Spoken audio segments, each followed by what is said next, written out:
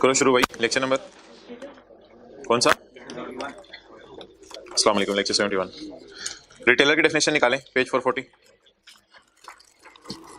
Retailer एक ऐसा बंदा होता है जो चीजें जनरल पब्लिक की कंजम्पशन के लिए बेचता है, मेरे और आपके लिए। Retailer means a person supplying goods to mango people, general public for consumption. आम लोग उनके इस्तेमाल के लिए। जो बंदा कंबाइन कर रहा हो business of import and retail या manufacture with retail, Hush Puppies, इन लोगों ने कारोबार किया हुआ है मैन्युफैक्चरिंग का भी, जूते बनाते भी हैं, मारते नहीं है, बेचते भी हैं। तो मैन्युफैक्चर विद रिटेल का कारोबार अगर कोई शुरू कर दे तो उसको भी रिटेलर ही कहा जाएगा। मैन्युफैक्चरर भी कहा जाएगा, ये बात नहीं मैन्युफैक्चरर भी नहीं कहा जाएगा, मैन्युफैक्चरर भी कहा जाएगा उसे। अच्छा, कितने लोगों ने बाटा की दुकान पर हश पपीज के शूज पड़े हुए देखे हैं? ले जी, 2-3 लोगों ने हाथ खड़े कर दिए, इसका मतलब है मौजूद है, बाकी माने या ना माने। तो अब बाटा की दुकान पे भी अक्सर हश पपीज के शूज जो है वो आपको मिलते हैं। अच्छा, जहाँ पे बाटा वाले जो है उनसे रिक्वेस्ट करते हैं और उनका आउटलेट नहीं होता वो खोल देते हैं। अच्छा, अब जो है वो हश पपीज वाले अगर अपनी दुकान खोल के डायरेक्ट कस्टमर को जूते बेचें तो फिर वो शायद जूता बेच रहे हो 10,000 का, लेकिन अगर वो बाटा को बेचें ताकि बाटा आगे कस्टमर को बेचे तो फिर हश पपीज वाले बाटा को तो 10,000 का नहीं बेचेंगे ना, क्योंकि कस्टमर को फिर 10,000 का मिलेगा तो बाटा को क्या बचेगा? कस्टमर ने तो किसी भी दुकान से जाके 10,000 का ही लेना ना। तो इसलिए हश पपीज वाले बाटा को जूता 9500 का बेचेंगे। अब ताकि वो आगे कस्टमर को 10,000 का बेच दे, बाटा को भी कुछ बचे। तो ये हश पपीज के लिए होगी रिटेल प्राइस और ये होगी होलसेल प्राइस। ये कौन सी होगी? होलसेल। क्या मतलब? थोड़ी क्वांटिटी में बाटा खरीदेगा या ज्यादा क्वांटिटी में खरीदेगा? होलसेल, ज्यादा क्वांटिटी के अंदर जो है वो बाटा बाय करेगा और फिर बाटा के कस्टमर को प्रॉफिट पे बेचेगा, क्योंकि कस्टमर को तो पता है हश पपीज के आउटलेट पे जाओ, बाटा के आउटलेट पे जो 10,000 से ज्यादा मैंने नहीं देने, तो जाहिर बात है बाटा अपना कुछ रखेगा पैसे। नोट कर लिया आपने? अच्छा, भाई को रखा नोट करने के लिए, चलो ठीक। और आपने बुक रहेगी, और आपकी बुक तो आप अपनी बुक पे खुद नोट करो, बॉल पेन दे भाई को अपनी जुबान में। अस्सलाम वालेकुम, क्या हाल है? मरहबा मरहबा, हैवा कुर्सी। ओके, जा रहे हैं, जल्दी कर।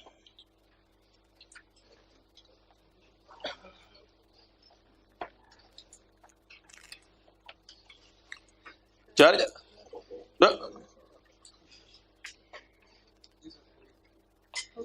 अच्छा जी, नोटिफाई होते हैं बताना, एफबीआर को बताना। नोटिफाई का मतलब होता है एफबीआर को बताना, एडवर्टाइज होता है अखबार में इश्तिहार देना। तो हश पपीज वाले अगर अखबार में इश्तिहार देते हैं तो इनको चाहिए कि होलसेल में जो चीजें खरीदना चाहते हैं उनकी प्राइस अलग बताएं, वो कितने का है? 9500 का, और रिटेल प्राइस अलग बताएं, that is 10,000। A person combining the business of import and retail, इधर से मिला के पढ़ें। A person combining the business of import and retail, एक बंदा जो इंपोर्ट और रिटेल को मिला रहा हो। इंपोर्ट और रिटेल को भी मिलाया जा सकता है, कोई मसला नहीं। इंपोर्टर आमतौर पे तो चीजें एज इट इज बेच देते हैं लोगों को, लेकिन अगर इंपोर्टर चाहे तो ऐसा भी तो कर सकते हैं, इंपोर्टर इंपोर्ट करे, इंपोर्ट करके अपनी ही दुकान खोल ले। तो लोग इंपोर्ट एंड रिटेल को भी मिलाते हैं, मैन्युफैक्चर विद रिटेल को भी मिलाते हैं। तो a person combining the business of import and retail और manufacture with retail shall notify and advertise wholesale price and retail price separately. अच्छा, और एक और चीज आपने एफबीआर को बतानी है, डिक्लेयर टू एफबीआर।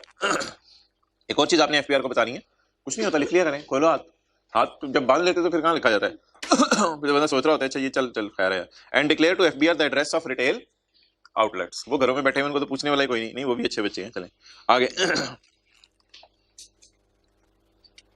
होलसेलर, पहले इंपोर्टर कर लेते हैं जरा। Importer means a person who imports goods in Pakistan. बड़ी बात बताई तुमने। अच्छा जी, होलसेलर। होलसेलर कौन होता है जी? होलसेलर इंक्लूड्स, होलसेल के ऊपर जो चीजें खरीदते हैं। मिसाल के तौर पे कल मैंने आपको मिसाल दी थी कि ये मैन्युफैक्चरर है रॉयल फैन, ये रिटेलर है दुकानदार। अब मैन्युफैक्चरर हर दुकानदार की दुकान पे 10-10 पंखे तो नहीं बेचने जाएगा, बीच में एक बंदा आएगा होलसेलर, इंजमामुल हक। इंजमाम कहते हैं यार मेरे पास बहुत बड़ा गोदाम है, तो मैन्युफैक्चरर 1,00,000 पंखे बना के उसके गोदाम में रख देगा, उसको बेच देगा। फिर होलसेलर आगे किसको बेचेगा? रिटेलर को बेचेगा। तो मैन्युफैक्चरर रॉयल फैन जो इंजमाम को पंखे बेचता है, तो इसमें दो किस्म के अरेंजमेंट चलते हैं, इसमें दो किस्म के अरेंजमेंट चलते हैं। मिसाल के तौर पे ये मैन्युफैक्चरर है, मैन्युफैक्चरर रॉयल फैन, ये है होलसेलर मिसाल के तौर पे इंजमाम, और ये है रिटेलर। अब मैन्युफैक्चरर इसको चीजें बेचेगा ताकि ये इसको चीजें बेचे। अब दो अरेंजमेंट हो सकते हैं, ऐसा भी हो सकता है कि होलसेलर को बेचे और वो आगे बेचे, यानी मैन्युफैक्चरर इसको पंखा बेचे 4000 का, ये आगे 4200 का बेच दे, ये भी हो सकता है। दूसरा अरेंजमेंट ये हो सकता है कि मैन्युफैक्चरर होलसेलर के पास रखवाए और रखवा के कहे कि तुम इसे बेचो और बेच के थोड़ा सा कमीशन अपना रख लेना, तो एजेंट के तौर पे या wholesaler as a commission agent बीच में डाल के भी काम कर सकता है। तो दोनों किस्म के अरेंजमेंट सही हैं।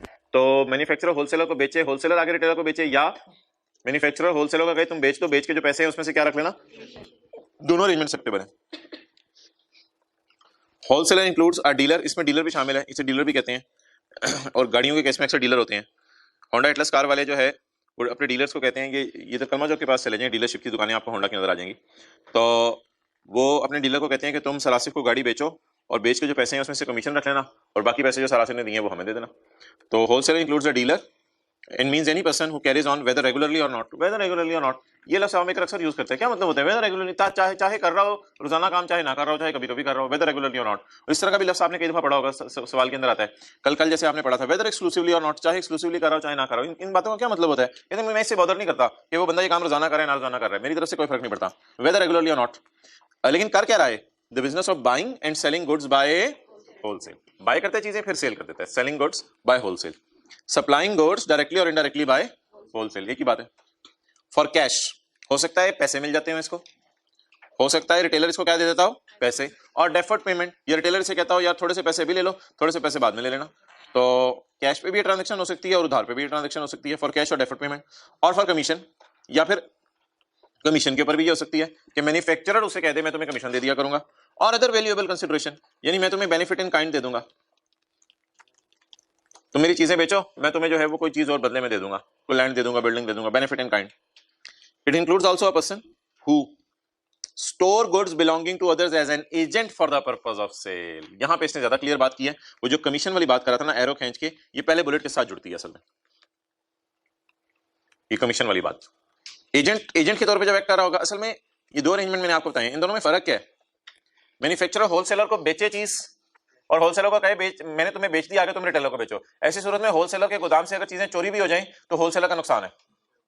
और दूसरा अरेंजमेंट मैंने आपको ये बताया है, मैन्युफैक्चरर होलसेलर को कहेगा तुम मेरी चीजें रखो, मेरी चीजें रख के तुम रिटेलर को बेचो, अगर तुम्हें पैसे आ गए तो बहुत ठीक है, वरना मुझे चीजें वापस कर देना, और अगर चोरी होगी तो तुम्हारा नुकसान नहीं है, अमानत के तौर पर मैंने तुम्हें सामान रखवाया हुआ। तो बहरहाल इन बारीकियों में हमें जाने की जरूरत नहीं है, अरेंजमेंट दोनों एक्सेप्टेबल है। क्या चीज? ऐसा भी हो सकता है, हाँ, बाइंग एंड सेलिंग भी हो सकती है, और गुड्स आप स्टोर भी कर सकते हैं बिलोंगिंग टू अदर्स। अदर्स से मुराद यहाँ कौन है? मैन्युफैक्चरर। मैन्युफैक्चरर की गुड्स आपने स्टोर की होंगी और आप क्या होंगे? आप एज एन एजेंट, और इनका आपने काम क्या करना होगा? इनको आगे सेल करना होगा, इधर देख लें, for the purpose of sale. And और एक और चीज भी शामिल है, सप्लाई टैक्सेबल गुड्स,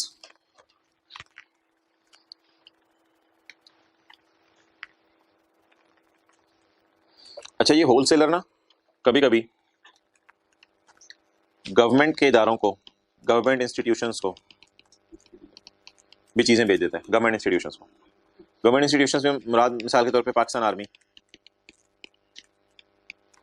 अब ऐसी सूरत के अंदर मुझे बताएं, अगर ये पाकिस्तान आर्मी को कोई 200 पंखे बेच रहा है, 200 पंखे गुजरात में, 200 पंखे जो है वो कहीं और आर्मी ने मेस बनाना है, उसके लिए 100 200 पंखे बेच रहा है, तो गवर्नमेंट को क्या कहा जाएगा?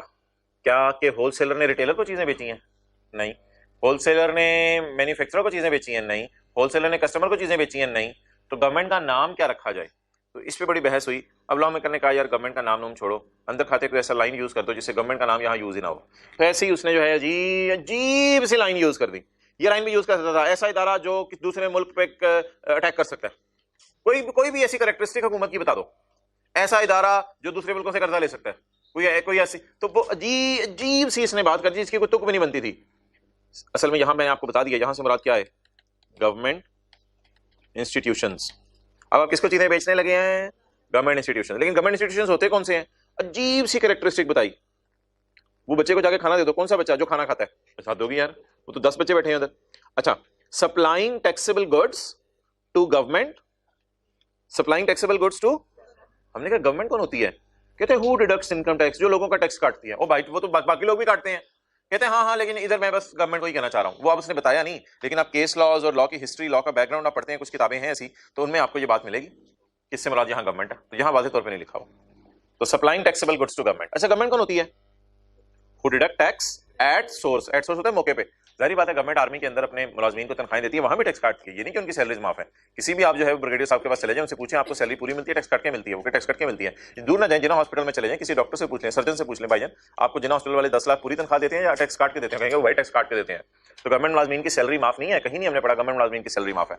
तो गवर्नमेंट क्या करती है? लोगों का टैक्स काटती है। अब गवर्नमेंट का नाम नहीं लिखा इसने, तो अगर आपसे मैं चलते चलते पूछूं हु डिडक्ट इनकम टैक्स, तो आपने कहना गवर्नमेंट, लेकिन माना और लोग भी टैक्स काटते हैं, एम्प्लॉयर्स भी, राइस भी टैक्स काटते हैं, लेकिन बस ऐसे ही उसने इधर बात अजीब सी करना मकसूद था, मतलूब था, दोनों ही आए में आज। अच्छा डिस्ट्रीब्यूटर, मैन्युफैक्चरर हो गया, होलसेलर हो गया, रिटेलर हो गया, इंपोर्टर हो गया, अब आखिरी हमारी डेफिनेशन रहेगी है डिस्ट्रीब्यूटर। डिस्ट्रीब्यूटर कौन होता है? अच्छा डिस्ट्रीब्यूटर को ना में और जो होलसेलर है हमारा, उसमें थोड़ा सा फर्क है बस। डिस्ट्रीब्यूटर को ना थोड़ा सा गवर्न करता है मैन्युफैक्चरर कि इस एरिया से बाहर नहीं जाना, और डिस्ट्रीब्यूटर को खुली छूट नहीं देता। होलसेलर को एक तरह की क्या होती है? खुली छूट, जिस मर्जी रिटेलर को बेचे, जिस गवर्नमेंट को बेचे, किसी को बेचे, इसको छूट होती है। लेकिन बस डिस्ट्रीब्यूटर और होलसेलर में ये फर्क है, डिस्ट्रीब्यूशन एजेंट्स आपने सुना होगा लोगों ने रखे हुए डिस्ट्रीब्यूशन एजेंट्स। अब वो जब डिस्ट्रीब्यूशन देते हैं ना, मिसाल के तौर पे पेप्सी वाले कहें डिस्ट्रीब्यूटर है ये हमारा, तो डिस्ट्रीब्यूशन फिर एक इलाके की देते हैं सिर्फ, और वो वाला उस इलाके से दूसरे इलाके नहीं जा सकता। तो शेखुपुरा में पेप्सी का अलग डिस्ट्रीब्यूटर होगा, लाहौर में अलग डिस्ट्रीब्यूटर होगा, गुजरावाला में अलग डिस्ट्रीब्यूटर होगा। तो ये डिस्ट्रीब्यूटर का काम क्या होता है? वही काम होता है जो होलसेलर का होता है। Distributor means a person appointed bye, इसे अपॉइंट कौन करता है? इसे इंगेज कौन करता है? मैन्युफैक्चरर। इंपोर्टर भी कर सकते हैं, कोई भी बंदा इसे इंगेज कर सकता है। इसका काम क्या है यार डिस्ट्रीब्यूटर का? पहली बात सुनो, कहता है इसका काम छोड़ो, ये स्पेसिफाइड एरिया के लिए होता है, उस एरिया से ये बाहर नहीं निकल सकता। होलसेलर में ऐसी कोई बात नहीं लिखी हुई थी, बस ये फर्क है होलसेलर में, ये स्पेसिफाइड एरिया के लिए होता है। और इसका काम क्या होता है? To purchase goods from him. Him कौन है? मैन्युफैक्चरर कर लो, इंपोर्टर कर लो। To purchase goods from manufacturer for further sale, for further sale to retailers, for further sale to retailers, लिख लें, कुछ नहीं होता। तो ये कौन होता है जी? Distributor means a person appointed by a manufacturer importer for a to purchase goods from for further sale, and includes a person who in addition to being a distributor is also selling goods as a wholesaler and a, और कई distributor कहता है यार मैं फला चीज तो तुम्हारी जो है नेस्ले वालों पानी तो तुम्हारा डिस्ट्रीब्यूशन का करूंगा, लेकिन तुम्हारे जो जूसेस हैं उनमें मुझे होलसेल का काम दो, उनमें फिर मुझे इलाके की कैद ना लगाओ। तो ठीक है कोई मसला नहीं, और मुझे ये भी इजाजत दे दो कि मैंने जो तुमसे जूसेस लिए हैं वो दुकान पे रख के बेच लो। ठीक है तुम रिटेल भी कर लो, कोई मसला नहीं। तो डिस्ट्रीब्यूटर होलसेलर की इजाजत भी ले सकता है बनने की, और डिस्ट्रीब्यूटर साथ ही क्या कर सकता है? रिटेल का काम भी शुरू कर सकता है।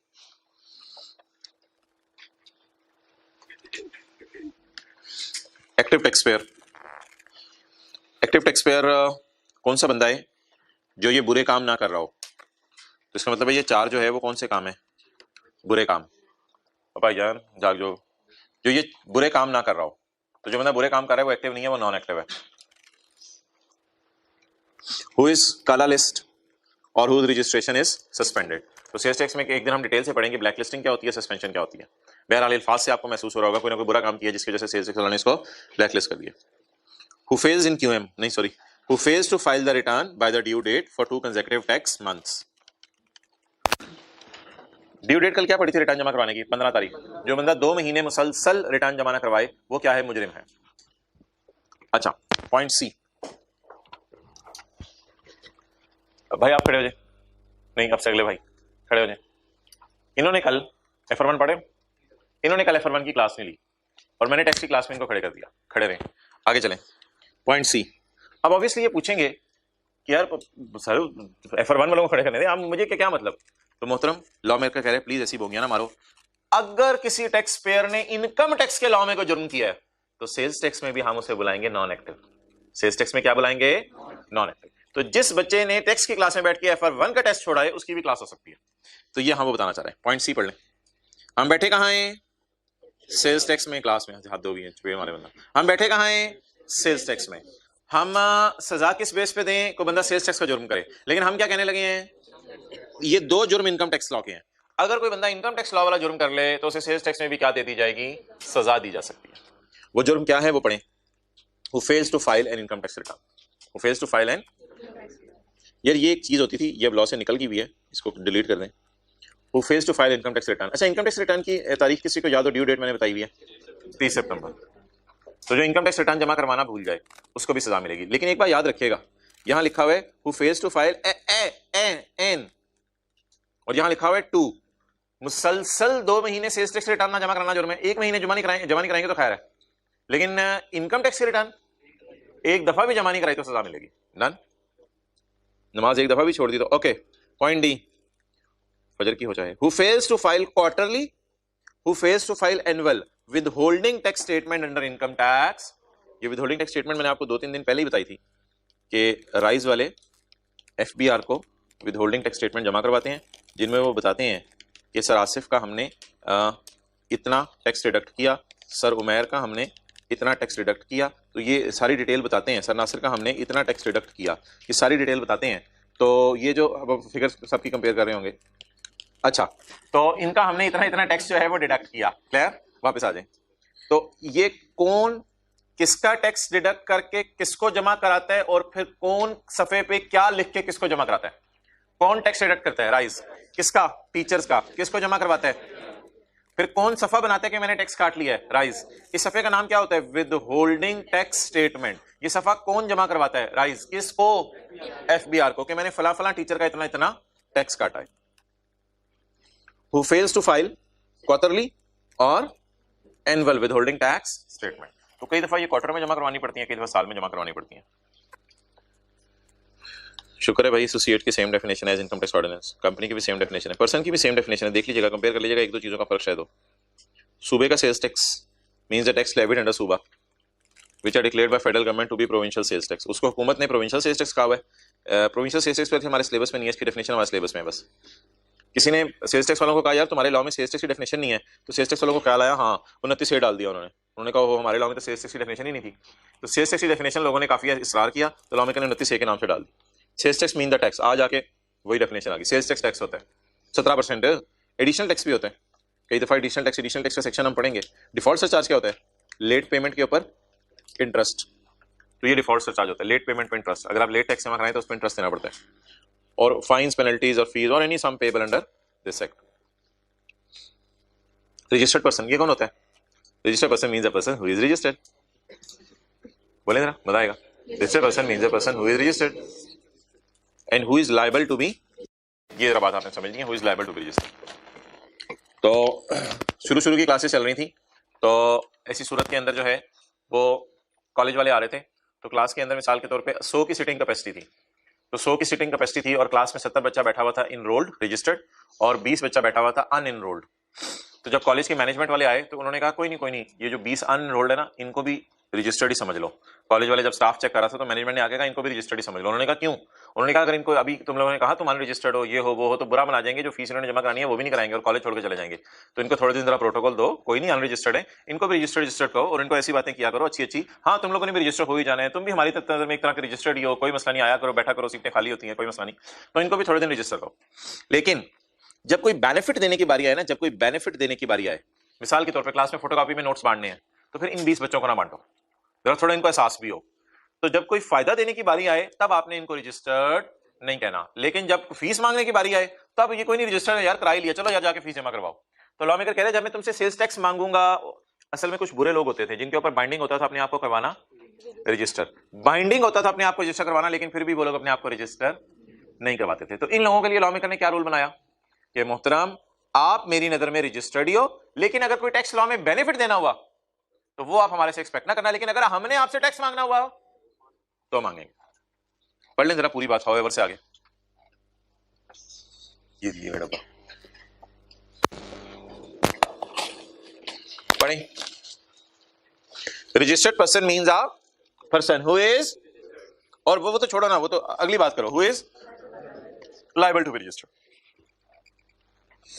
However a person liable to be registered, but जिसके ऊपर लायबल है रजिस्टर करवाना, जिसके ऊपर लायबल है क्लास में इनरोल करवाना, लेकिन अभी तक इनरोल नहीं करवा रहा, but not registered, can not claim the benefits available to, उसको बेनिफिट्स नहीं मिल सकते, लेकिन उसे टैक्स वगैरह देने पड़ेंगे। टैक्स वगैरह ये लिखने, टैक्स वगैरह देने पड़ेंगे, लेकिन क्या नहीं मिल सकते? बेनिफिट्स। टैक्स क्रेडिट माफ नहीं होंगे, और कोई लॉ मेकर बेनिफिट देता है वो नहीं इसको मिलेंगे, लेकिन इसको टैक्स वगैरह देना पड़ेगा।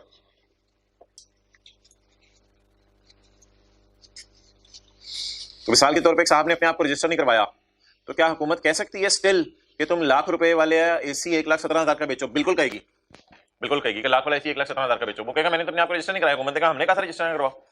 तो जब टैक्स देने की बारी आएगी तो इनको पकड़ा जाएगा, लेकिन जब कोई बेनिफिट देने की बारी आएगी तो इनको बेनिफिट नहीं दिया जाएगा। तो अब याद कर लें, registered person means a person who is और who is, however if a person is liable to be registered but अपने आप को रजिस्टर नहीं करवा रहा तो उसे सजा क्या मिलेगी? कोई बेनिफिट उसको नहीं दिया जाएगा। क्लास में टीचर बोतलें पिलाएगा, उससे नहीं पिलाई जाएगी। Okay, goods, goods include every movable property. मैंने प्रॉपर्टी बोला है, पर्सन नहीं बोला, साथ वाले को देख रहे हैं। Movable goods include every kind of movable property, her movable property goods है। अदर देन डेटर्स, डेटर्स तो सारी बात है गुड्स नहीं है ना, डेटर्स तो गुड्स नहीं है, डेटर तो रिसीवेबल होता है एक तरह का, स्टॉक होती है गुड्स। एक्शनेबल क्लेम्स क्या होते हैं? क्लेम क्या होता है? Debtor, claim, actionable claims. Actionable claims का मतलब डिक्शनरी में है डेटर, लिख लिया ना आपके साथ वाले ने। चलें, good. Goods include every kind of movable property other than debtor, other than money. अच्छा, ये मनी, पैसों पे सेल्स टैक्स नहीं है। मिसाल के तौर पे मैंने 100 रुपया निकाल के इसको दिया, यार मैं आपसे खुश हूं, ये लो तोहफा। ये कहे नहीं सर 117। ओ भाई, लॉ मेकर करे पागल हो गए यार, ये क्या बातें शुरू कर दी हैं। अब्बू ने अम्मी को पॉकेट मनी दी, ये नहीं लाख रुपया, नहीं 1,17,000, नहीं 1,17,000। लॉ मेकर कहते हैं यार प्लीज को बाहर आओ चीजों से, पैसे एक दूसरे को देना इज नॉट टैक्सेबल। ये पता नहीं क्या है, पैसे गुड्स नहीं है। और आगे यार ये स्टॉक्स, नहीं, स्टॉक से ये ना समझ लीजिए बोतलें बिस्किट ऐसी गुड्स नहीं है। ये ना बाहर के मुल्कों में शेयर्स को स्टॉक्स कहा जाता है। तो शेयर्स पे याद रखिएगा सेल्स टैक्स नहीं लगता। शेयर्स बेचने के ऊपर कैपिटल गेन तो लगता है, लेकिन सेल्स टैक्स नहीं लगता शेयर्स बेचने के ऊपर। शेयर्स, स्टॉक से क्या मुराद है? बोतलें बिस्किट ऐसी? ना, स्टॉक से मुराद शेयर्स होते हैं। ई इंटरमीडियरी का क्या मतलब है?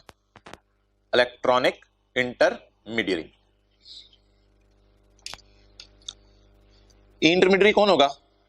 मिसाल के तौर पे सीए, ई इंटरमीडियरी। ये रॉयल फैन है, ये एफबीआर है। रॉयल फैन ने कहा सीए मुझे नहीं पता चला कैसे टैक्स जमा कराते हैं, सीए ने कहा मैं बताता हूं कैसे टैक्स जमा कराते हैं। तो सीए इज कॉल्ड एज, बोले ई इंटरमीडियरी। ये क्या करेगा? रिटर्न प्रिपेयर करेगा। बोले किसके लिए? और जमा किसको कराएगा? जबरदस्त। Means a person, means a CA appointed as intermediary by for filing of return and such other documents as may be prescribed by board. Tax invoice means a document required to be issued under section 23.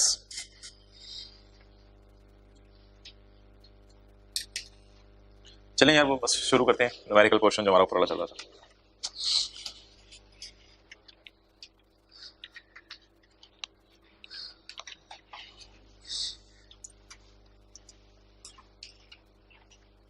चलें भाई, revise करवाएं जरा कल वाला 1-2 minute लगवा के।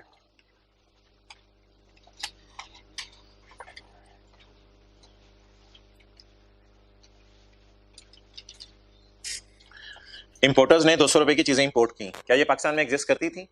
नहीं। तो इनकी वैल्यू थी 0, 0 से बढ़ के किस पे हो गई? 200 पे। तो हुकूमत पाकिस्तान क्या कहेगी? हुकूमत पाकिस्तान कहेगी तुमने पाकिस्तान की चीजों में वैल्यू ऐड कर ली, तो तुम चीजें परचेज कर रहे हो, तो परचेज पे 17% पे करो, दैट इज 34। तो ये 34 हुकूमत के खजाने में बोले जमा करवा देगा। तो ये 34 हुकूमत के खजाने में जमा करवा देगा। क्या ये 34 जिस वक्त चीजें इंपोर्ट करेगा उस वक्त पे करेगा? जी बिल्कुल। सी पोर्ट के ऊपर जैसे ही 200 रुपए का सामान आएगा, ये 200 रुपए वाला सामान जैसे ही खरीदेगा, फर्ज करें इसने ये 200 रुपए का मंगवाया है, ये 200 रुपए वाला सामान जैसे ही खरीदेगा तो 200 वाला सामान खरीदते ही हुकूमत को 34 रुपए वहीं पे जमा करवा देगा। अब उसके बाद ये 200 वाली चीज मैन्युफैक्चरर आएगा, मैन्युफैक्चरर आके कहेगा यार कमाल है यार, ये क्या चीज है तेरे पास, क्या जबरदस्त है यार ये तो, ओह जिद भी सही है। तो मैन्युफैक्चरर कहेगा यार ये चीज जो है ऐसा कर मुझे दे दे, कितने की दे देगा? 300 की दे दे। तो ये मैन्युफैक्चरर को कितने की दे देगा? 300 की दे देगा। अब मैन्युफैक्चरर को बिल बना के देगा, और बिल बना के उसे कहेगा अबे ये देख 300 वाली चीज ये 17% डाल के 51 डाल के बेचता हूं, तो 351 मैन्युफैक्चरर से ले लेगा, इसमें 51 किस मद में लेगा? सेल्स टैक्स की मद में लेगा। अब आप मुझे बताएं, अगर मैं रिटेलर हूं तो मेरे पास अगर मैं इंपोर्टर हूं तो मेरे पास इस वक्त सेल कर देने के बाद कितना सेल्स टैक्स रिसीव होगा? अब इमरान खान मुझे कहेगा कि भाईजान 51 आप मुझे दें, मैं कहूंगा सॉरी मुझे थोड़ा सा टैक्स माफ करो, तो मैं टैक्स क्रेडिट लूंगा 34 का, और मैं इमरान खान को कहूंगा कि जी बाकी पैसे मैं आपको देने को तैयार हूं। 51 माइनस 34 17, तो ये 17 पेएबल टू इमरान खान हो जाएगा। और ये पेएबल कब होता है? जब महीना खत्म हो जाता है, तो महीने के बाद मैं 15 तारीख का इंतजार करूंगा और 15 तारीख को जाके ये 17 भी जमा करा दूंगा। जो 34 किस पॉइंट पे जमा करवाया? सी पोर्ट के ऊपर जैसी चीजें खरीद रहा था, और 17 कब जमा करवाया? जब मैंने वैल्यू ऐड की चीजों में 200 वाली चीज कितने की करके बेची? 300 की करके बेची। इसके बाद क्या होगा? इसके बाद मैन्युफैक्चरर क्या करेगा? मैन्युफैक्चरर इस चीज को बेहतर बनाएगा और इसके साथ डस्टर को जोड़ देगा, इसके साथ डस्टर को जोड़ देगा, मैन्युफैक्चरर इसके साथ डस्टर को जोड़ देगा, और रिटेलर आएगा यार ये क्या बला चीज है, अंदर मार्कर है और ये और डस्टर साथ लगा हुआ है और साथ साथ ही जबरदस्त यार कितने का लगाएगा?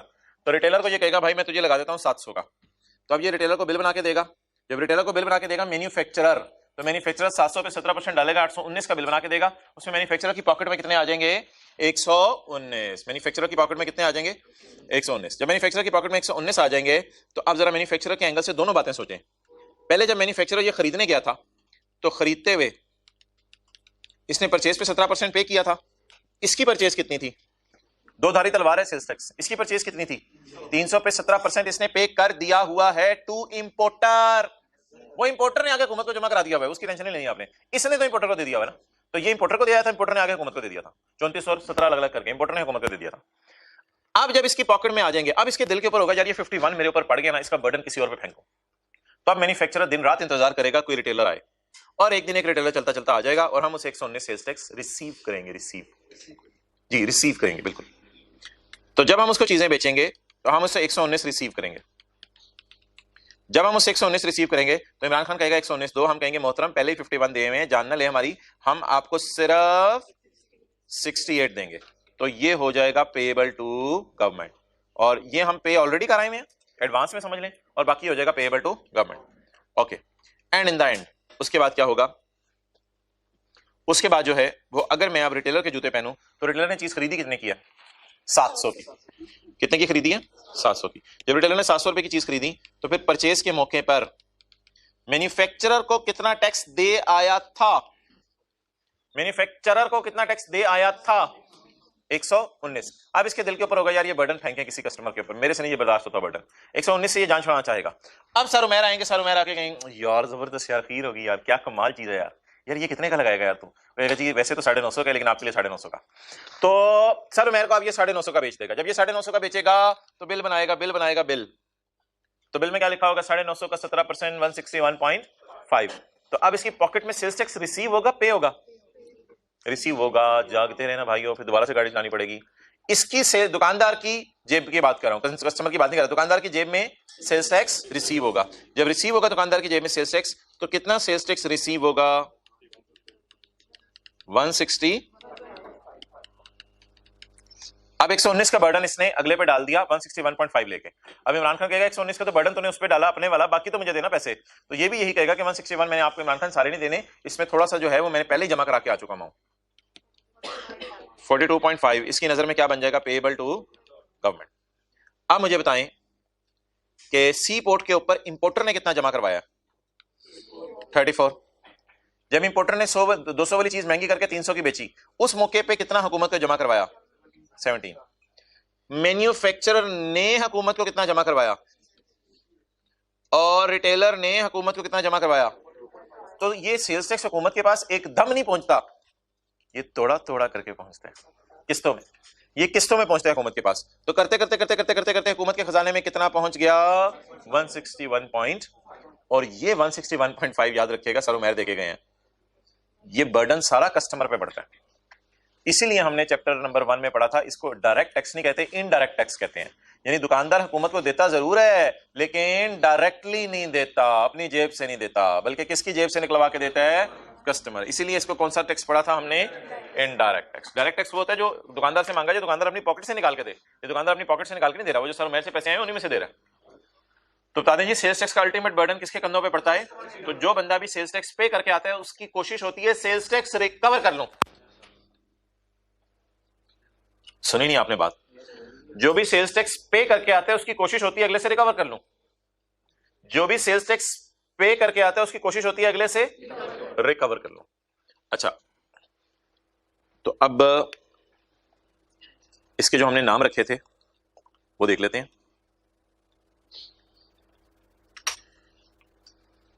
सेल के ऊपर जब 17% लगता है इसे क्या कहते हैं? आउटपुट। और परचेज पे जब 17% लगता है इसे क्या कहते हैं? इनपुट। तो अगर मैं होंडा कार्स की बात करूं, तो वो क्या कर रहा है? Sale of cars. और न्यूमेरिकल का फॉर्मेट क्या है? Sale into 17% minus purchase into 17%। और इसके बैकएंड पे थीम क्या है? सेल माइनस परचेज आप करते थे इंट्रो की क्लास में भी। इसके बैकएंड पे थीम क्या है? वो इसके बैकएंड पे थीम ये है कि परचेज वाला टैक्स आप पे कर रहे होते हैं, सेल्स वाला टैक्स आपने रिसीव किया होता है, नेट करके बाकी आपने किसको पे कर देना होता है? हुकूमत को। दोबारा बोले, परचेज वाला टैक्स आप पे कर रहे होते हैं, सेल्स वाला टैक्स आपने रिसीव किया होता है बकाया। तो फर्ज करें होंडा ने टायर परचेज किए, तो लाख रुपए वाले टायर इधर एग्जांपल ही कर लेते हैं, पेज 438। अभी बस इधर देखें, आप इधर देखिएगा। होंडा ने टायर परचेज किए लोकली, पाकिस्तान से टायर परचेज किए लोकली। टायर परचेज करते वक्त लाख रुपए वाला टायर 1,17,000 का मिला। इसमें टैक्स कितना पे किया? 17,000। इसको होंडा वाले क्या कहेंगे? इनपुट। क्यों? परचेज पे किया। अच्छा बताएं, ये होंडा की जेब से गया होगा या आया है? गया होगा, आउटफ्लो होगा। क्योंकि आपको पता है जब होंडा वाले टायर खरीदने गए होंगे तो जनरल टायर वाले से कहा होगा, अबे ये टायर कितने का लगाएगा? ये दूसरा सफा किताब का।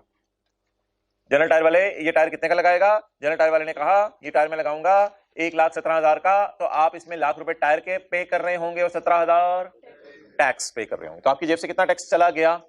17,000। जो टैक्स आपकी जेब से जाए यानी परचेज के मौके पे हो, उस टैक्स का नाम हमने कल क्या रखा था? Input. Done. Tax paid on engine imported. जब इंजन इंपोर्ट करेंगे आप सी पोर्ट से, तो ये परचेज है आपकी या सेल है? गाड़ी बनानी है आपने, बनानी है। सोचें इंजन आपकी परचेज है, सेल है? परचेज है, सेल है? परचेज है। तो इंजन आप बाहर के मुल्क से जब इंपोर्ट करेंगे तो इंजन के परचेज करने के ऊपर आप 17% सी पोर्ट पे हुकूमत को पे करेंगे। तो इंजन के पैसे जो है बाहर के सप्लायर को दे देंगे और 17% हुकूमत को टैक्स जमा करवा देंगे। ये टैक्स भी आपकी जेब से गया। फिर इसी तरह गाड़ी में कोई सीटें वगैरह लगानी थी गाड़ी में, उसके ऊपर भी आपको टैक्स पे करना पड़ा। अब होंडा वाले क्या करेंगे? होंडा वाले जाएंगे, ये अकबर चौक है, इधर और दाएं बाएं आप चले जाएं, टाउनशिप है, यहाँ पे कोई कुर्सियों की दुकानें देखेंगे और गाड़ी में अपनी जबरदस्त किस्म की सीटें लगाना चाहेंगे। तो होंडा को गाड़ी के लिए सीट खरीदनी पड़ेगी या आसमान से उतरेगी? खरीदनी पड़ेगी। छू करेंगे गाड़ी बन जाएगी, ये सीट खरीदनी पड़ेगी। जब सीट खरीदनी पड़ेगी तो सीट वाली दुकान पे जाएगा, तो सीट वाली दुकान को कहेगा मोहतरम सीट कितने की? कहते 2 लाख की। लेकिन जब वो दुकानदार हमें बिल बना के देगा, भाई ये हेड्स डाउन ना करो, जब वो, अच्छा इधर देखते रहना बस, जब वो दुकानदार हमें बिल बना के देगा तो 2 लाख वाली चीज हमें 2,34,000 में बेचेगा। तो 2 लाख हम सीटों के दे रहे होंगे, 34,000 हम क्या दे रहे होंगे?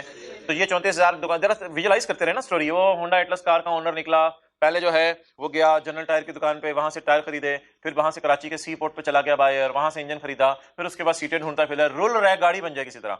अब सीटें खरीदेगा तो सीटें खरीदते हुए पैसे जाएंगे आएंगे? जाएंगे। तो जब पैसे जाएंगे तो साथ सेल्स टैक्स भी जाएगा। तो अभी तक हम क्या लगे हुए हैं? जा जा जा। तो अच्छा जी, तो 2 लाख पे 17% जब आप लगाएंगे तो 34,000 आपकी जेब से जाएंगे। क्लियर? ये आप किसको जमा करवाएंगे? गवर्नमेंट को जमा कराएंगे। चपेट मारे बंदा सुबह के लगे हुए हैं, यार हद हो गई यार, ये आप गवर्नमेंट को कैसे जमा कराएंगे यार ये लग्जरी सीट्स वाले को जमा करवाएगा। ये 2,34,000 उस सीट वाली दुकान पे जमा करवा देगा, आगे वो 34,000 पकड़ के हुकूमत को जमा करवाएगा। आपने कहां से हुकूमत को जमा करवाने? शुरू करें यार ये सारा दोबारा, नहीं छोड़ दो यार, ये शुरू करें जो कल जो हमने पढ़ा था, इसको हद होगी।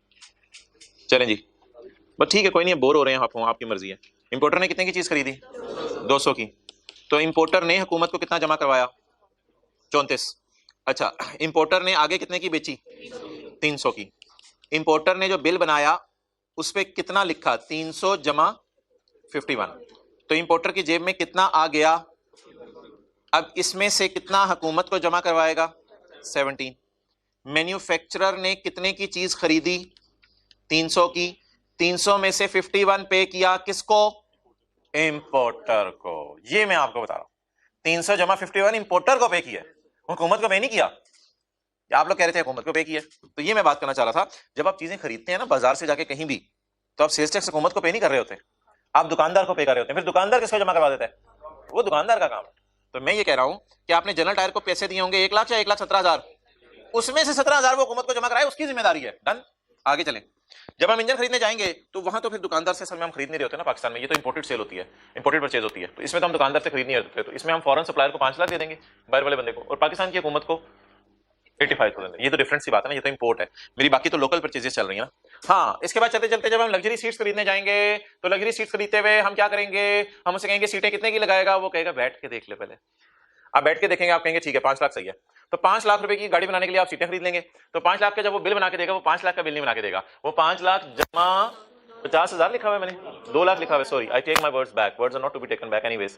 2 लाख की सीटें आपने वहां से खरीदी, तो आपने बैठ के देखा, आपने कहा हाँ ठीक है ये दबेगी नहीं, 2 लाख की लगती है, तो 2 लाख वाली आपने सीट खरीदी, आप 2 लाख पे करेंगे, 2,34,000 पे करेंगे।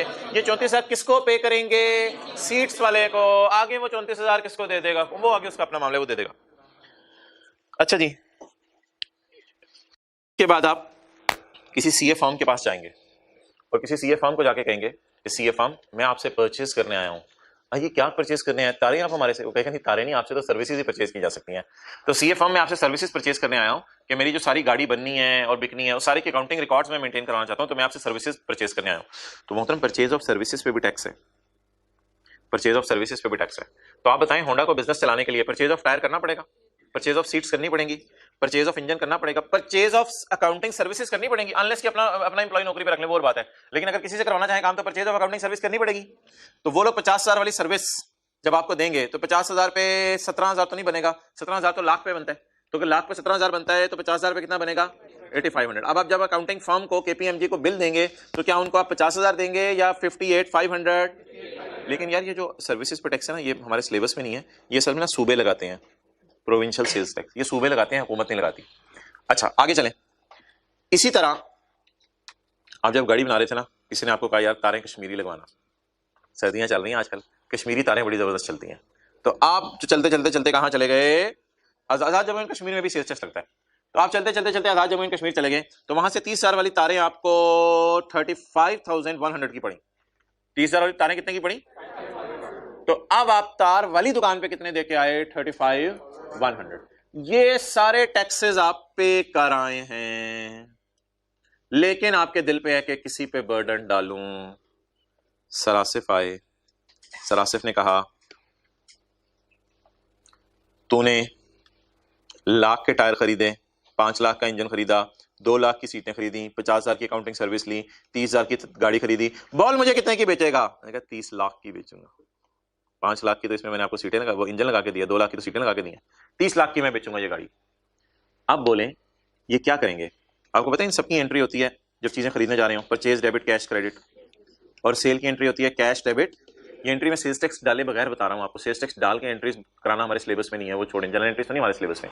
ऐसी वैसे सेल की एंट्री पूछ रहा हूं आपसे क्या होती है, कैश डेबिट सेल क्रेडिट। और परचेजेस की एंट्री, तो बताइए परचेज पे हमेशा पैसे भी जाते हैं, साथ सेल्स टैक्स भी दुकानदार को दे आते हैं। कभी जनरल टायर को टैक्स देके आ रहे हैं, कभी आप सीटों वाले को टैक्स देके आ रहे हैं, कभी आजाद जम्मू एंड कश्मीर से तारें खरीद रहे हैं उनको टैक्स देके आ रहे हैं, कभी अकाउंटिंग फर्म को टैक्स देके आ रहे हैं, टैक्स जा जा जा जा जा जा जा इन द एंड सरासिफ पे सारा टैक्स का बर्डन डाल दिया जाता है, और सरासिफ से टैक्स आ जाता है हमें।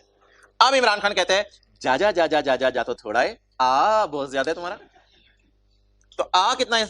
5 लाख, और जाई जाई जाई जाई छोटी छोटी छोटियां, अब बाकी 3,60,400 आपको हुकूमत को जमा करवाना पड़ेगा। तो मोहतरम दुकानदार क्या करते हैं, वो जो मैंने आपको कल बताया था न्यूमेरिकल का फॉर्मेट, दुकानदार sale into 17% minus purchase into, तो ये मोहतरम न्यूमेरिकल का फॉर्मेट है जो मैंने ब्लैक मार्कर से आपके सामने लिखा है। क्या फॉर्मेट है न्यूमेरिकल का? Sale into 17% minus purchase into 17%। और ये वाला टैक्स दुकानदार, बोले बोले बोले बोले बोले, ये वाला टैक्स दुकानदार क्या करते हैं? पे करते हैं, और ये वाला रिकवर करते हैं।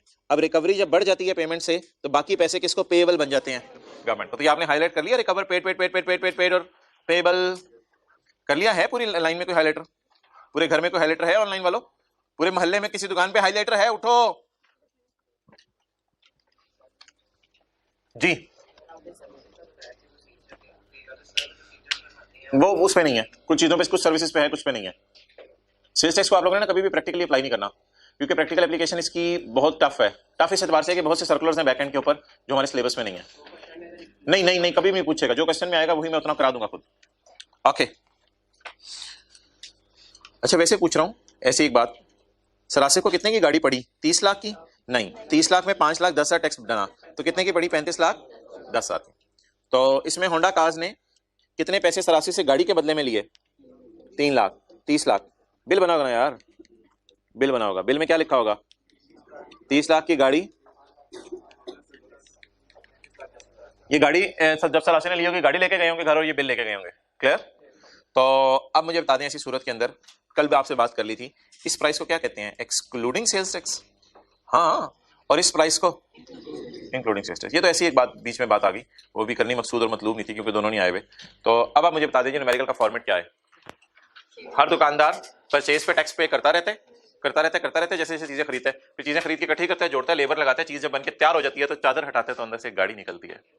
तो जब गाड़ी निकलती है तो फिर गाड़ी 30 लाख वाली गाड़ी 35,10,000 की सरासर को बेचता है, तो 5,10,000 3 मिलियन वाली गाड़ी 3.510 मिलियन की सरासर को बेचता है। तो उसमें जो 5,10,000 इसके पास आते हैं ये इसकी पॉकेट में आ जाते हैं होंडा की।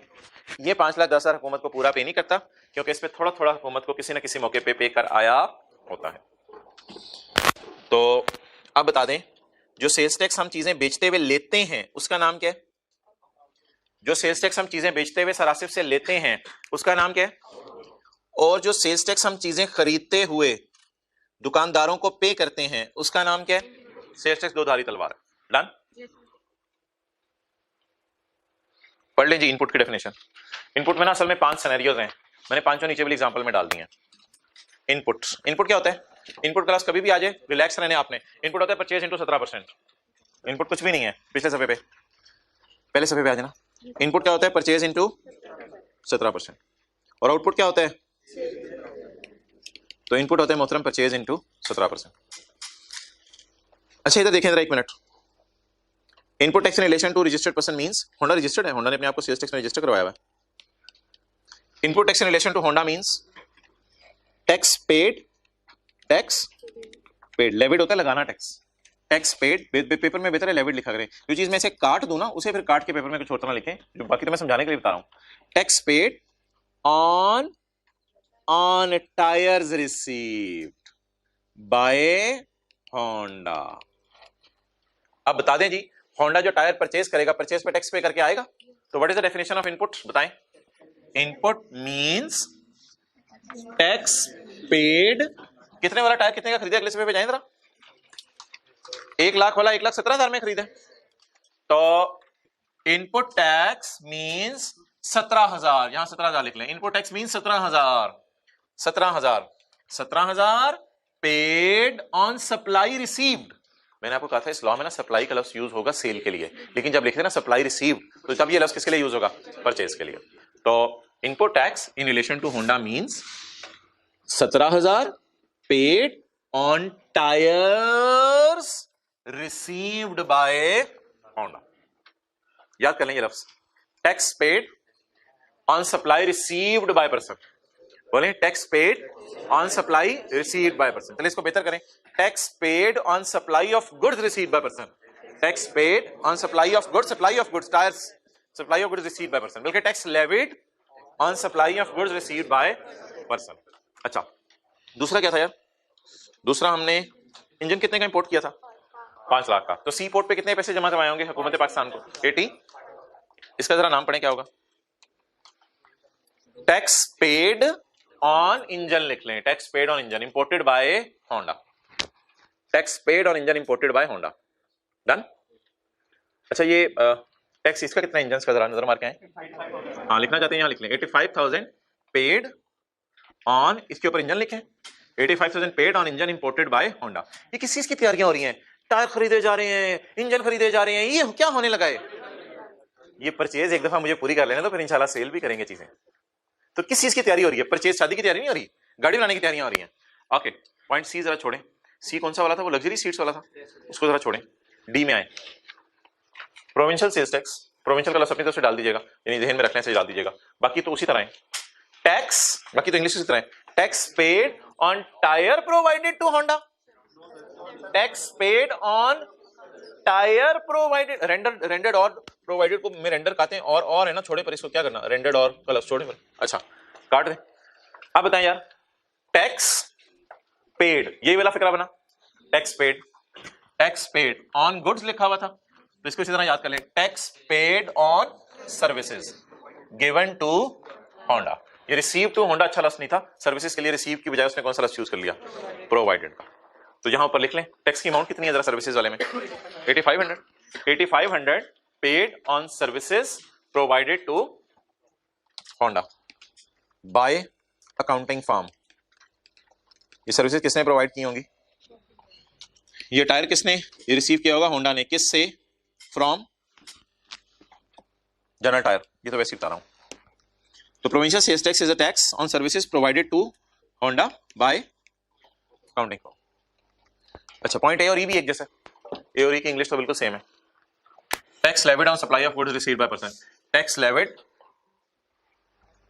On supply of goods received by person, tax levied on supply of goods received by person. बस ब्रैकेट में क्या चीज आ गई है, एक जिसको मैं ब्रैकेट में तो नहीं लूंगा लेकिन आपके समझने के लिए ब्रैकेट में ले रहा हूं। Under sales tax act as adopted in Azad Jammu and Kashmir. Sales tax ना आजाद जम्मू एंड कश्मीर वालों ने पूरा अडॉप्ट नहीं किया हुआ, इसमें कुछ सीए फाइनल में आप तफसीलात पढ़ेंगे, लेकिन काफी हद तक इन्होंने सेल्स टैक्स हमारे वाला अडॉप्ट किया हुआ है। तो सेल्स टैक्स बोले tax paid under the sales tax act 1990 as adopted in Azad Jammu and Kashmir. On अब इसको अगर आप ब्रैकेट में ले लें तो ए और ई में कोई फर्क नहीं है। ए भी लिखा हुआ है tax levied on supply of goods received by person, ई भी लिखा हुआ है tax levied on the goods received by person. थोड़ा सा ना इस डेफिनेशन को याद करना पड़ता है, जरा थोड़ी सी इंग्लिश थी इस वजह से जरा कराइए, लेकिन अब मेरा नहीं ख्याल इतना मसला होगा, आपको समझ आ जाएंगी चीजें। मिसाल के तौर पर पहले ही बता दें, tax paid on tyres received by Honda from general tyre. अच्छा, पॉइंट सी अब आपने गौर से समझ लें। पॉइंट सी पहले ना एक मिनट एक काम कर लें, ये 2 और 3 इंशाल्लाह कल पढ़ेंगे। आउटपुट का पहला पॉइंट पढ़ लें, सरासिफ वाली एग्जांपल ज़हन में रखें। Output tax in relation to Honda means tax received. अब यहां मैं पेड का लफ्ज़ नहीं लिख सकता ना, यहां लेविड का मतलब क्या होगा, रिसीव्ड। अब कोई हमारे पे लगा रहा होगा या हम सरासिफ पे लगा रहे होंगे टैक्स, हम सरासिफ पे टैक्स लगा रहे होंगे। Tax received on sale of car, made by Honda. आगे लिखने की जरूरत नहीं, टू सरासिफ, इसका लिखने की जरूरत नहीं। तो ये ना अल्फाज जरा समझ लें आप। बताएं, output tax in relation to Honda means tax received on sale of car made by Honda. अच्छा, आप मुझे जरा बता दें, सेल ऑफ कार कितने की हुई थी, 3 मिलियन की, लेकिन 3 मिलियन पे टैक्स कितना रिसीव हुआ। अब इस 5,10,000 का नाम बताएं। Tax levied on supply of goods made by person. Tax levied on supply made या सप्लाई रिसीव्ड? ओहो, सप्लाई कर रहे हैं या रिसीव कर रहे हैं? कर रहे हैं। सप्लाई मेड जरा इस 5,10,000 का नाम बताएं। Tax levied on supply made by Honda. ये जरा लिख लें तो याद हो जाए। इधर ही 5,10,000 का नाम बताएं अगले सफे पे। टैक्स लेविड की जगह अंडरलाइन करके tax received on cell made by Honda. ये किसकी डेफिनेशन होगी जी? 5,10,000 की।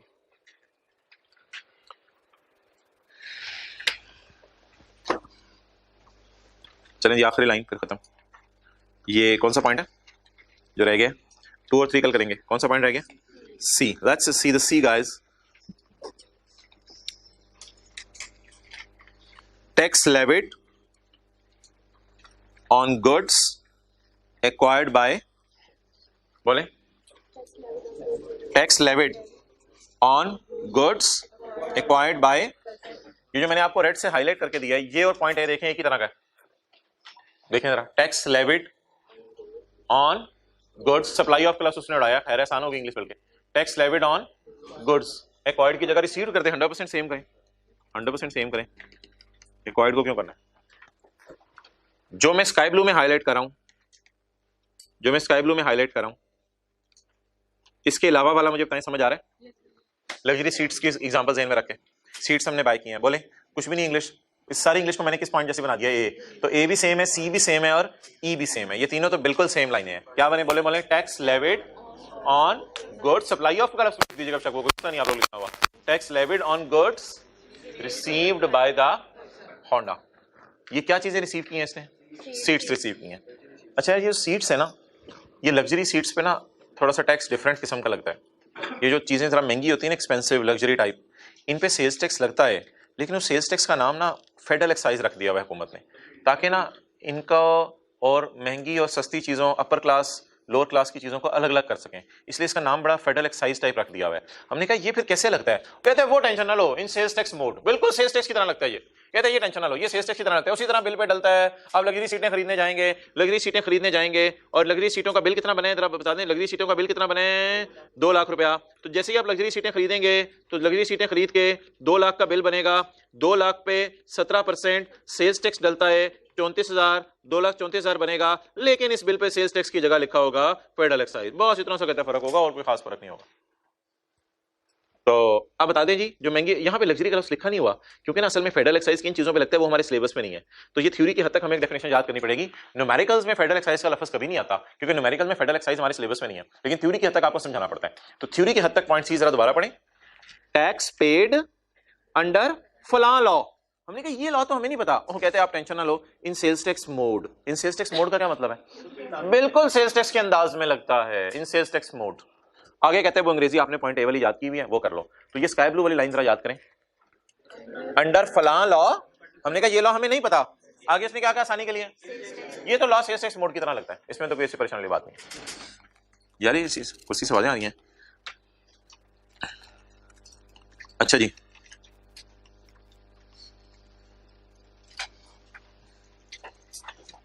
ओ भाई आ जा, तेरी मेहरबानी।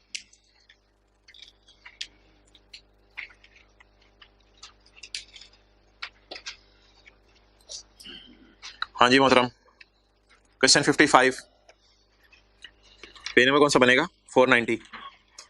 इनपुट टैक्स कितने पॉइंट्स थे? 5, लेकिन कितने नंबर का आया है? 3 नंबर का। मेहरबानी निकाल लें, कितने नंबर का आया है? 3 नंबर का। वैसे 5 नंबर का तो कम से कम आना चाहिए। इनपुट टैक्स की भी डेफिनेशन हम पढ़ के आए हैं, ये इनपुट टैक्स की डेफिनेशन है भाई। कितने पॉइंट्स हैं इसमें? 5। अब सारी लिख के आएंगे और क्या करें।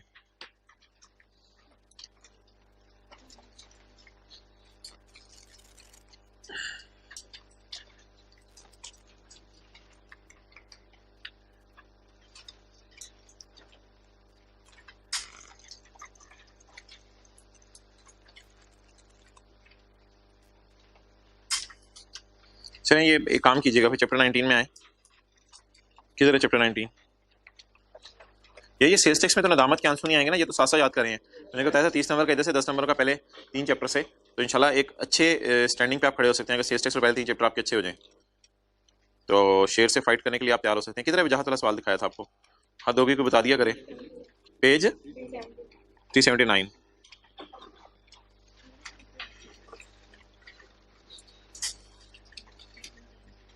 सारा ट्राई करेंगे या इसका खाली पॉइंट 3 करके आएंगे? सारा ट्राई करेंगे। ये तो सैलरी का डेटा है, ये इसको डिविडेंड आ रहा है बाहर के मुल्क से, और ये हाँ बस ठीक है, सारा कराना यार ये सवाल। Page 379। Wajahat started a tuition center for students of finance in post locality. He received tuition fees of 2198,000. बोलें जी अगर मैं आपके सामने P&L बनाऊं या वर्किंग करूं इनकम फ्रॉम बिजनेस की, तो इसका रेवेन्यू कितना आया? रेवेन्यू 2198, सेल से चलते हुए अलाउड खर्चे माइनस कर दो, सेल से चलते हुए अलाउड खर्चे माइनस कर दो, सेल से चलते हुए। अच्छा महीने की तनख्वाह दे रहे 50,000 अपने आप को। ओ भाईजान तेरा बिजनेस है, कहते जब तक तनख्वाह ना मिले चैन नहीं आता। ओ भाई तू ओनर है, तू नौकर नहीं है, कहते तनख्वाह का अपना ही मजा है। ये भाई ड्राइंग है इसकी, ये बिजनेस का खर्चा, तो सेल से चलते हुए अलाउड खर्चे माइनस करने होते हैं। और 35,000 अपने दोस्त को दे रहे जो कि इधर टीचर है, तो टीचर की वजह से ये एम्प्लॉई है, तो दोस्त का लफ्ज काट दें, ये एम्प्लॉई है मोहतरम इधर, तो एम्प्लॉई को तनख्वाह दें शौक से। और 35,000 ये ना कहिएगा सर कैश में दी हुई है, कोई नहीं कैश में दी हुई, लिखा ही नहीं हुआ कैश में दी है, बस चेक में दी होगी वो, कोई टेंशन नहीं। तो सैलरी बोले, सैलरी को क्या करेंगे रे? 35,000 को कितने महीने से मल्टीप्लाई करूं? बताएं जल्दी। 12 महीने वालों होश के नाखून लो। ये कम सितंबर को हमने ट्यूशन सेंटर शुरू किया है, सितंबर अक्टूबर नवंबर दिसंबर 4 हो गए, और फिर जनवरी से जून 6, टोटल कितने हो गए? बोलें जी 350 ट्रिपल, 3.5 लाख तो उसका दोस्त ले जाता है। आगे चलें, पढ़ाता भी तो है यार। आगे चलें। Travelling boarding and lodging expenses of 328,125। Travelling boarding यानी पास वगैरह बनना और लॉजिंग वहां रहना। These expenses were incurred by Wajahat in Sri Lanka for attending a cousin marriage. For attending a cousin marriage, अगर कजन मैरिज लिखा होता तो अभी तो टीचर ट्रेनिंग प्रोग्राम के लिए गया है, तो ये बिजनेस का खर्चा लग रहा है नहीं लग रहा? लग रहा है ना, तो बिजनेस का नॉर्मल खर्चा है, ये उसकी ट्रेनिंग के लिए गया है, बिजनेस का नॉर्मल खर्चा कितना जी। तो यार ये कितना आसान है, टैक्स वालों की नजर में P&L बन रहा है, बस जिस तरह टैक्स वाले चाहते हैं उस तरह P&L बन रहा है। 2.5 लाख रुपए के इसने कंप्यूटर खरीदा है भाई, कंप्यूटर के ऊपर ना इनिशियल अलाउंस भी मिलता है, ये ना जो बिजनेस चैप्टर में समरीज दी हुई थी ना, मुझे याद कराइएगा, मैं वहां पे दिखाऊंगा, इस पे आपने इनिशियल अलाउंस भी निकालना है और प्रोडक्शन भी निकालनी है। कंप्यूटर ना कुछ लोग कहते हैं प्लांट एंड मशीनरी की डेफिनेशन में आता है for the purpose of initial allowance, इसलिए लोगों की राय है कि कंप्यूटर पे भी इनिशियल अलाउंस मिलना चाहिए। बहरहाल इसमें लोगों में काफी बहस पे इख्तलाफ भी है, कंप्यूटर पे इनिशियल अलाउंस मिलेगा और डेफिनेशन भी मिलेगी, बताया हुआ आपको एक दफा। और अदर मिसलेनियस एक्सपेंसेस बताने कितने हैं, 1 लाख, तो 2 लाइनें हमने छोड़ दी हैं कंप्यूटर के लिए, वो आप घर से करके आएंगे, बाकी पूरा सवाल इंशाल्लाह ट्राई कीजिएगा, हो जाना चाहिए मेरे ख्याल से।